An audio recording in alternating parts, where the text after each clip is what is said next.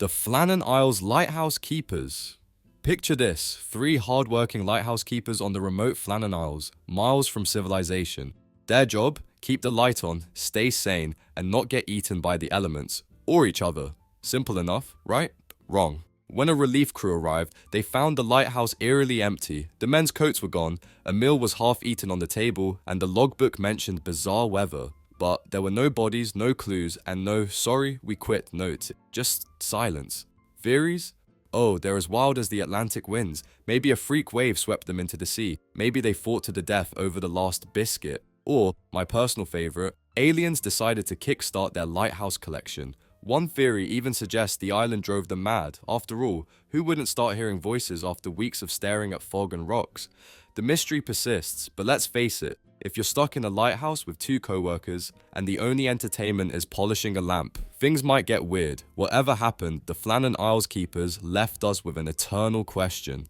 Did the ocean claim them, or did they simply decide this job really wasn't worth the overtime? The Sodder Children. The Sodder family's Christmas Eve in 1945 was more unexplained mystery than holiday cheer. After their house in West Virginia burned down, 5 of the 10 children were presumed dead. But here's the kicker. No remains were ever found. Not a single bone, tooth, or even a singed marshmallow. It's like they vanished into thin, sooky air. The parents, George and Jenny, weren't buying it. They noticed weird stuff, like a disconnected phone line, a missing ladder, and a stranger who'd warned George about a fire before it happened. Theories started flying: kidnapping, mafia involvement, or maybe the kids ran off because Santa wasn't bringing a puppy that year. Over the years, the Sodders received cryptic leads, including a photo of a man who resembled one of the boys. Hopeful? Sure. But the kids never returned. Meanwhile, the official explanation? They totally burned up, trust us. Because, obviously, fire's new superpower is erasing all evidence, right? The Sodder case remains unsolved, and the family spent their lives chasing answers. As for the kids, wherever they ended up, let's hope they at least got better Christmas presents than a lifetime of being a conspiracy theory. Amelia Earhart. Amelia Earhart, legendary aviator, feminist icon, and, tragically, the original Where's Waldo? While attempting to fly around the world, she and her navigator Fred Noonan disappeared somewhere over the Pacific Ocean. Their plane, gone. The search, massive. The theories? A buffet of crazy. Option 1, they crashed into the ocean because, well, gravity. Option 2, they landed on a deserted island, spent their days cracking coconuts, and never sent a postcard. Option 3, they were captured by the Japanese, because why not spice up a mystery with wartime intrigue? Oh, and don't forget the alien abduction theory. Apparently UFOs needed a pilot. To this day, no wreckage, remains, or "hey, I'm alive" selfies have been found. Scientists, treasure hunters, and conspiracy nuts still search for clues. Meanwhile, Earhart's legacy is cemented as a fearless trailblazer and a magnet for wild speculation. If she did crash, let's hope her final thought was, "At least I made history," or maybe, "I really should have taken that left turn at Fiji." The crew of the Mary Celeste. Imagine finding a ship drifting aimlessly in the Atlantic, fully stocked, with dinner still on the table, but no crew. Welcome to the Mary Celeste, aka the ghost ship that launched 1,000 theories. When it was discovered, everything was in order, except for the part where the people were missing. Not even a goodbye note. Rude. What happened? Theories include mutiny, pirates, a sudden storm, or everyone deciding to jump ship because the ocean looked inviting. Some even suggest a sea monster or Bermuda Triangle level nonsense. The truth? Probably more mundane, like a lifeboat mishap during an emergency. But where's the fun in that? The Mary Celeste became maritime legend, forever haunted by its unanswered questions. Were they cursed? Did they stage history's most dramatic Irish exit?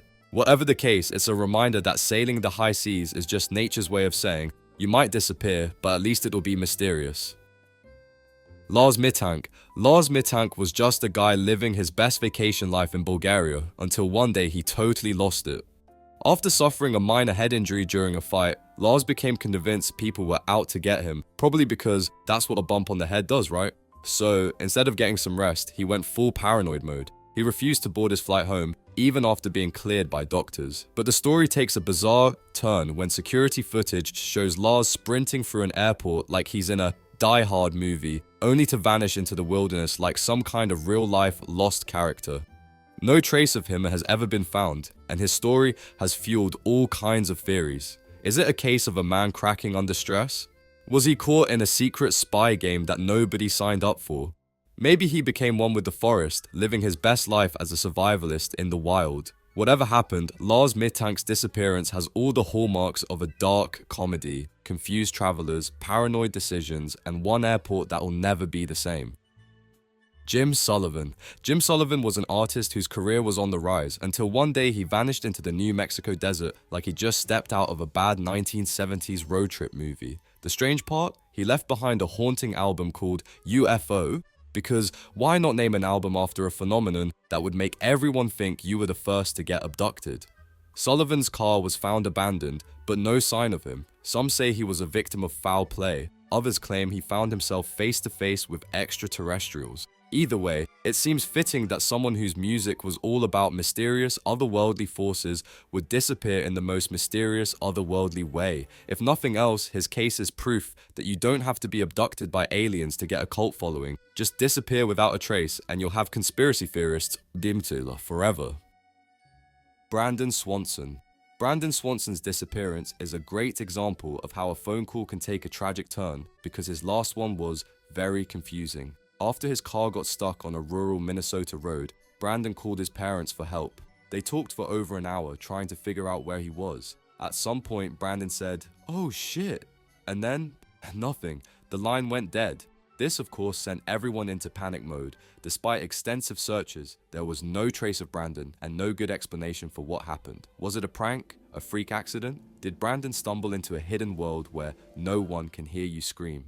Theories are as endless as the cornfields where he disappeared, but one thing is for sure: Brandon's case remains an uncomfortable reminder of how quickly a conversation can go from "I need help" to "I've gone full ghost mode." The Beaumont Children. The Beaumont Children, Jane, Anna, and Grant, were just 3 kids having a day at the beach in Australia, and we all know that the beach is where fun never ends, right? Wrong. They disappeared without a trace and nobody ever saw them again.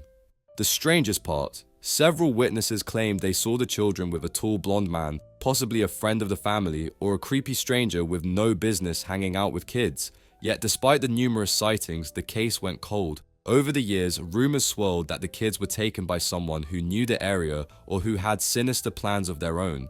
A kidnapping? A vanishing act? A terrible, tragic fate? Whatever happened, the case remains unsolved. It's one of those stories that gets passed down like a ghost story told around a campfire, except with far more unsettling details than you ever wanted to hear.